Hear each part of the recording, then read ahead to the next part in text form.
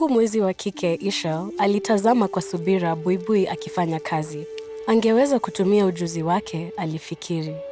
Kupitia uchunguzi wa makini na kuiga, upesi akawa mfumaji stadi. Mungu jua Kinich Ahau alivutiwa na kazi yake na akavutiwa naye kutoka mbali. Lakini babu wa Mungu huyo wa kike alikuwa na wivu sana na hangemruhusu Mungu jua mahali popote karibu na mjukuu wake mpendwa. Ili kumweza babu huyo, Mungu jua alijifanya ndege wa hummingbird. Alipokuwa akinywa asali ya maua ya tumbaku, Mungu mwezi wa kike alimwona na kumwambia babu yake kumkamatia ndege huyo. Babu alimpiga Mungu jua aliyejificha kwa dati la kipigo na kumjeruhi. Ishel alimuuguza ndege huyo aliyejeruhiwa akawa na afya nzuri na punde aliweza kueneza mabawa zake na kuruka tena. Alibadilika kwa Mungu jua tena na akamwalika Mungu mwezi wa kike atoroke pamoja naye. Wawili hao wakaabiri kwa mtumbwi, lakini babu akamwita Mungu mwenye nguvu wa dhoruba amsaidie kuwazuia. Akihisi hatari, Mungu mwezi wa kike huyo aliruka kutoka kwenye mtumbwi hadi kwenye maji yaliyo chini na kubadilika kuwa kaa. Lakini Mungu wa dhoruba alikuwa tayari amerusha umeme ambao ulimpiga kaa na kumchoma moyoni na kumuua.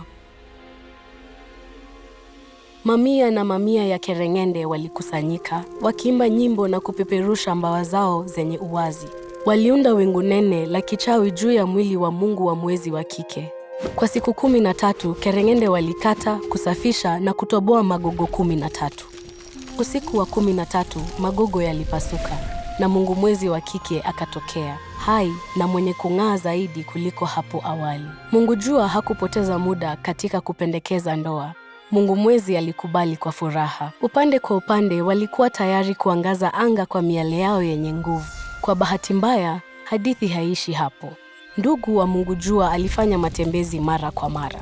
Alipohisi kuwa pia alikuwa akimpenda Ishel, Mungu jua alikuwa na wivu na akaanza kumtendea vibaya. Siku moja, Ishel alikuwa amemkasirikia mumewe. Ndege mkubwa alikuja akiruka chini na akajitolea kumpeleka kwenye vilele vya juu vya milima mirefu. Ili kuenda mbali na Mungu jua mkatili, alikubali.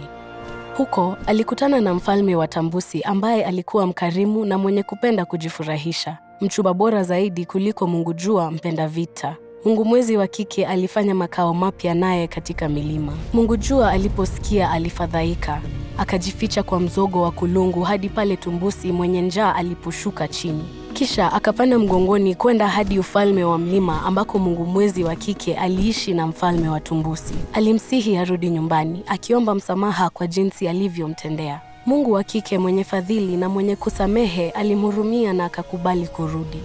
Lakini Kinich Ahau hivi punde alianza zile tabia zake tena. Alimpiga na kumtia kovu usoni na kufifisha miale yake mikali. Ishel aliruka gizani. Kuanzia hapo, aliapa kuonekana usiku tu. Alifanya urafiki na nyota na akaunganisha miale yake ya buluu iliyokolea na mwanga wao ili kuwaongoza wasafiri wa usiku kwa usalama. Alitumia kipawa chake cha uponyaji alichowahi kutumia kwa Mungu jua aliyejeruhiwa kuponya wagonjwa. Leo, Ishel anajulikana sana kama ishara ya utamaduni wa Maya. Lakini ushahidi wa kiakiolojia unaonyesha kwamba kwa Maya, Ishel wa kale na Mungu mwezi wa kike walikuwa miungu tofauti. Katika usimuliaji mpya wa watu wa Maya na rekodi za wanaanthropolojia, wawili hao wameunganishwa ili hadithi ya Ishel ienee zaidi ya mipaka ya rekodi ya kihistoria. Hadithi yake, kama hadithi zote, sio hadithi moja tu. Simulizi tofauti za zamani na za kisasa zinazungumzia kile ambacho watu wanadhamini na jinsi wanavyojiona katika mashujaa wao wa hadithi. Hadithi tunazopitisha kwa wengine hutusaidia kuelewa vyema wakati uliopita na wakati mwingine hata kuelewa wakati uliopo.